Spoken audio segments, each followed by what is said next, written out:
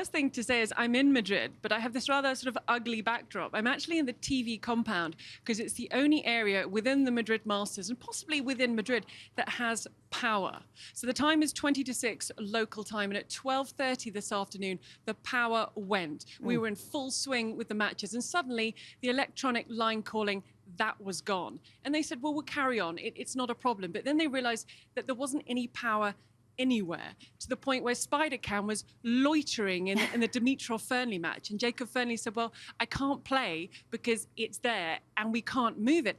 And then, Tracy, word started to spread that it might not just be at the Magic Box, the Caja Magica, but it might be within Madrid, and then in Spain, and then possibly Portugal, and then in southern France. And when that started to filter through, the players were taken off court because nothing could happen, and all the courts were cleared. And from then it became, Tracy, it was quite surreal. There was no power anywhere. And you know the Magic Box, it's very dark in the communal areas. The lifts weren't working. There were people stuck in the lifts. They couldn't buy food or drink because the cash registers weren't working. People couldn't pay for anything. In the players' restaurant, they were eating by candlelight because it was so dark.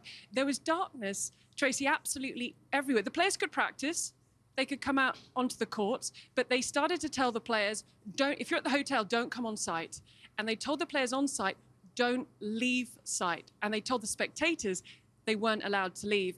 And Tracy, you add in Madrid, there were no traffic lights. We have a colleague currently stuck at the airport because the luggage carousel isn't working. There are people stranded in cars in the middle of Madrid. I mean, it's absolute chaos.